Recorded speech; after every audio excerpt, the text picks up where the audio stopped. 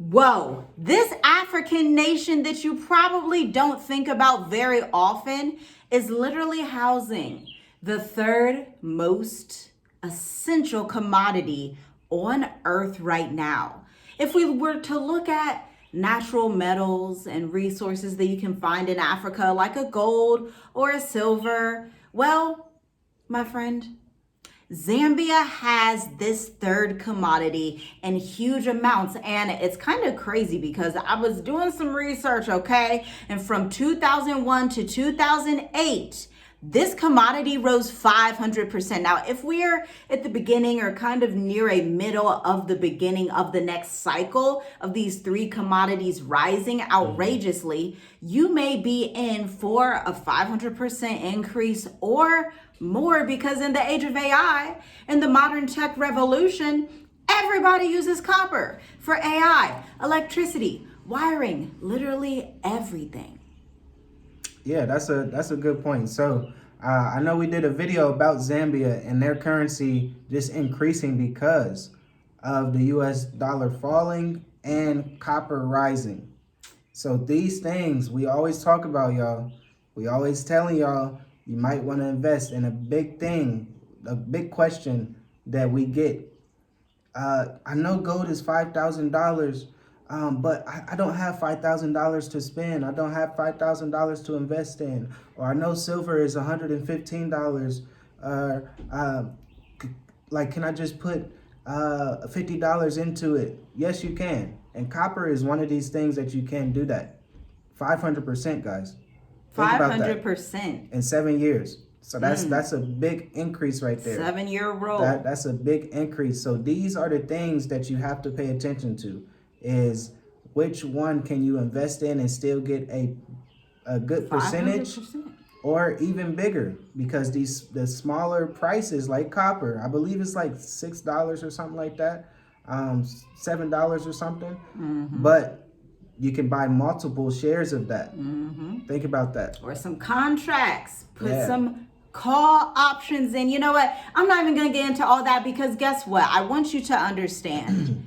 The copper does not rise at the moment of collapse. Instead, it arises during, number one, monetary disorder like the US dollar is experiencing at incredible rates. Number two, currency instability. Hello, unstable US dollar. Hello, even unstable euro and Great British pound. The nations are like, nope, I don't really want your USD. Don't want your pound. Don't want your euro. I don't even want your yen or your won. I want gold, silver, copper. Number three, war and reconstruction cycles. In times of war, I'm going to keep telling you and telling you and telling you until you deeply understand that in times of war, there are only a few commodities that actually matter, because people need water, sugar, salt, meat, vegetables, food, spices, first aid. But they will not always trade these items just for each other. Bigger, wealthier people are trading commodities while the little guys trade items. So you can invest in the bigger commodities that are being traded right now and going to be traded as we go through the next couple of weeks, months, and years. Number four, energy transitions.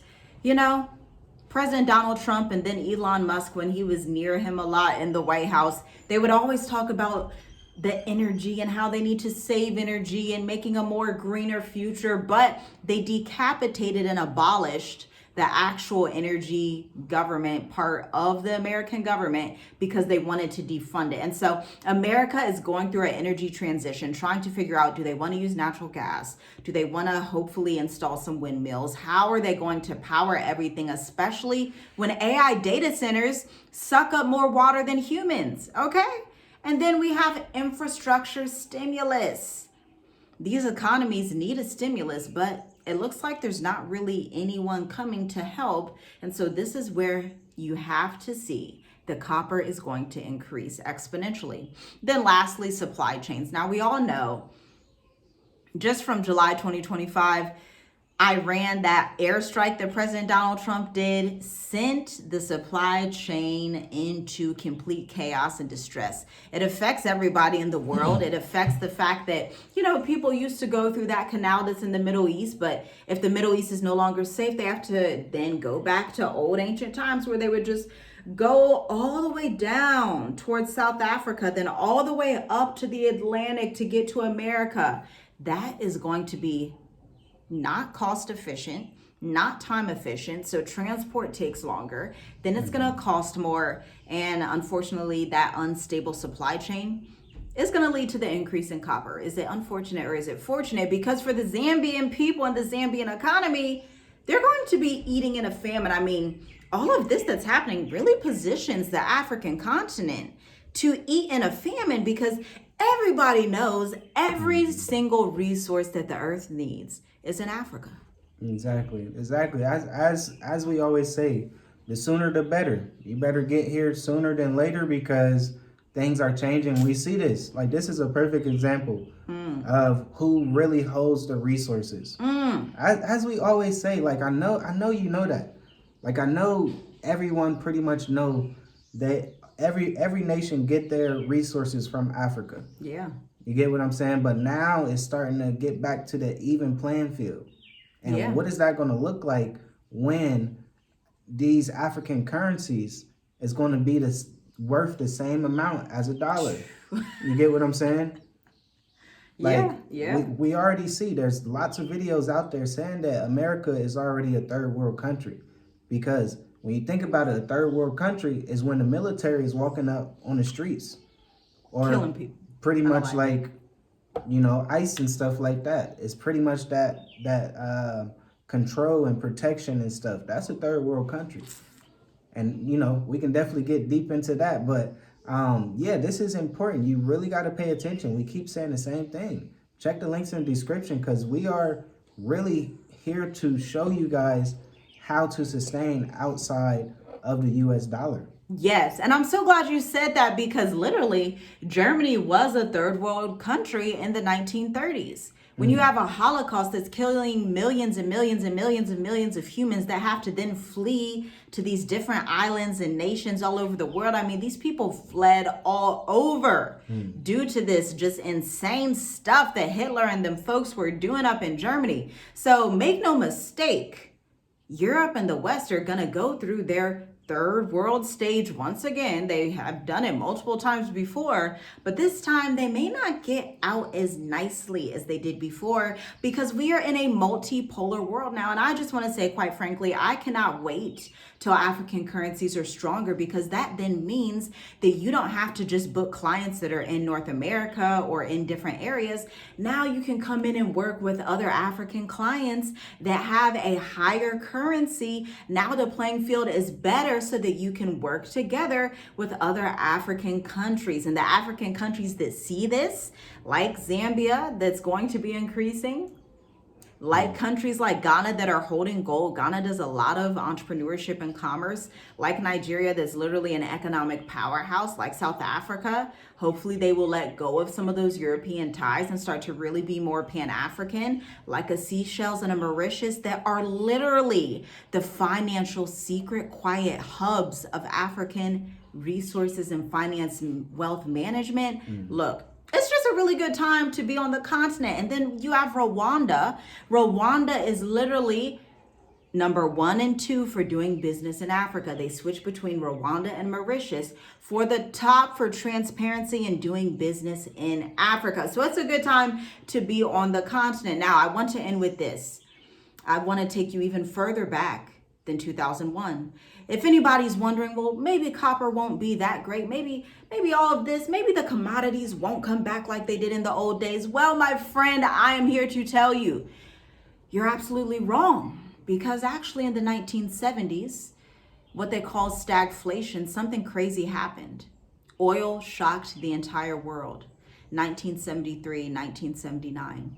The Vietnam War was in the middle of ending, okay? It was the aftermath of the end of the Vietnam War, and you would think, well, the end of war, we're not even at the end of war yet, y'all. We're at the beginning of war, which is good for you. Purchase some copper today. But at the end of war, it sent USD even lower. You may say, what? I was thinking at the end of the war, we would be back on top as the most capitalist country of the world. No, USD devaluation hit hard after the gold standard collapsed in 1971.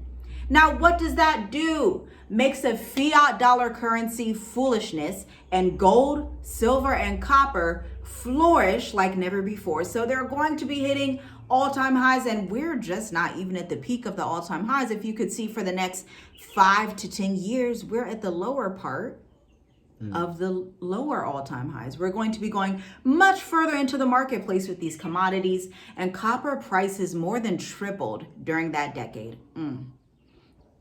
You're at the beginning of that decade. Now, the demand was driven again by energy infrastructure, defense manufacturing. Again, defense stocks have been going up like crazy as well. Urbanization and electrification, okay? Now, we're not really dealing with urbanization in the 19 like the 1970s did. We're in the 2020s, 2030s. And so the urbanization is replaced by what? The AI revolution. All right. I land my plane there. That is it. Copper is going to increase because when the fiat credibility weakens, real materials are going to price higher than ever before. They're going to beat the US dollar. They're already beating the US dollar. The dollar declined just 10% in the last year. So the dollar's basically done. Say goodbye to America. Come to Africa and invest in real resources. Like, what are you waiting for? Yeah, y'all. All praises. You be cracking me. I'll tell you that. But the most important part, you can see this too. Like, this is not just talk. You can go on the chart and see this.